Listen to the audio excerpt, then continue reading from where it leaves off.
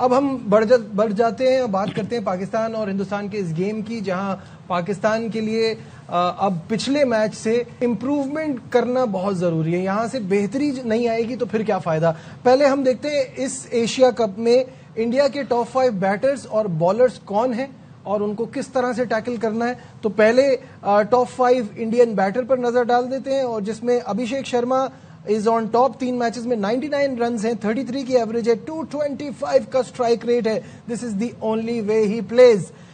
تلک ورما دوسرے نمبر پر آتے ہیں، 3 میچز میں 60 رن ہیں، 30 کا اسٹرائک ریٹ ہے اور 30 کا ایوریج ہے اور 122 کا اسٹرائک ریٹ ہے. سنجو سیمسن 3 میچز میں 56 کا ایوریج، کیونکہ بیٹنگ اسی میں آئی، 124 کا اسٹرائک ریٹ. سوریا کمار یادو کے 54، 27 کا ایوریج، 138 کا اسٹرائک ریٹ، اور شبمن گل کا اسٹرائک ریٹ ہے 145 کا، جبکہ ایوریج صرف 17 کی ہے. کل کے میچ میں وہ کچھ خاص کر نہیں پائے. تو یہ ٹاپ 5 بیٹرز ہیں. باسط بھائی ان کی پاکستان کا بھی دکھا دینا ساتھ ساتھ. چلے اس کے ساتھ ہم پہلے پاکستان کے ٹاپ 5 بیٹرز دکھا دیتے ہیں تاکہ ہم کو کمپیریزن کرنے میں آسانی رہے.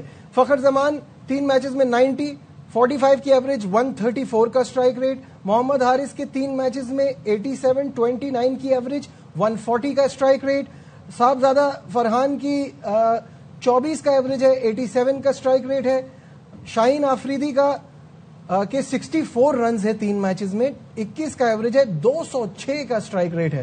اور محمد نواز اس میں ان کی اتنی اچھی پرفارمنس نہیں رہی ہے، 7 کا ایوریج ہے اور 143 کا اسٹرائک ریٹ ہے. یہ پاکستان کی بیٹنگ، اور آپ نے دیکھ لیا دونوں کو compare. Shaheen Shah Afridi left hander, Abhishek Sharma left hander, دونوں کا اسٹرائک ریٹ سب سے بہترین ہے. تو کل انہی کو ہم دیکھیں گے.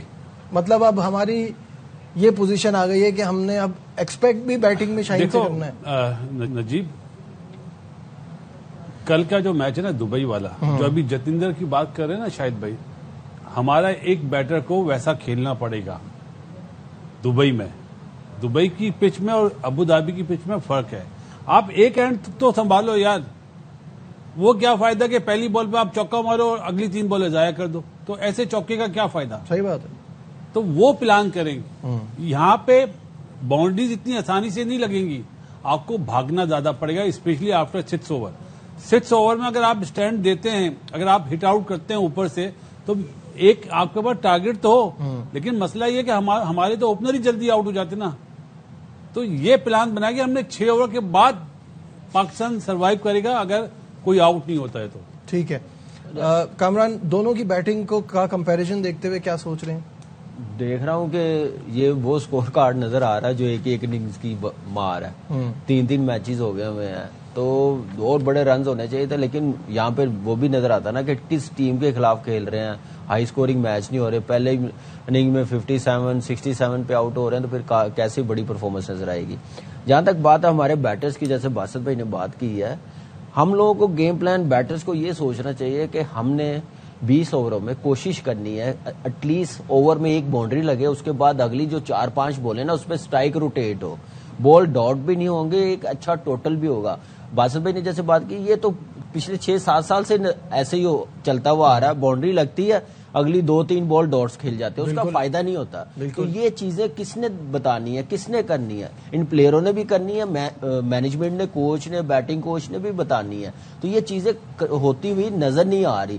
تو اس لیے باؤنڈری تو لگنی ضروری ہے. ہر اوور میں باؤنڈری لگے، اس کے بعد 2-3 سنگلیں ہو جائیں تو آٹومیٹکلی آپ دیکھیں آپ کا رنز اوور میں 7-8 بیسٹ بولروں کے خلاف ہوگا، تو ایسے ایک اچھا ٹوٹل بھی ہوگا اور اسٹرائک بھی روٹیٹ ہوتی رہے گی. ٹھیک ہے. سائم کے لیے چاہے ان کی مینجمنٹ کے بیٹنگ کوچ صاحب ہو یا ہیڈ کوچ ہو، ایک اس کو میرا خیال ہے کہ ضرور اس سے بات کریں کہ اچھے پلیئر کی نا اننگزیں ہوتی ہیں ایسی.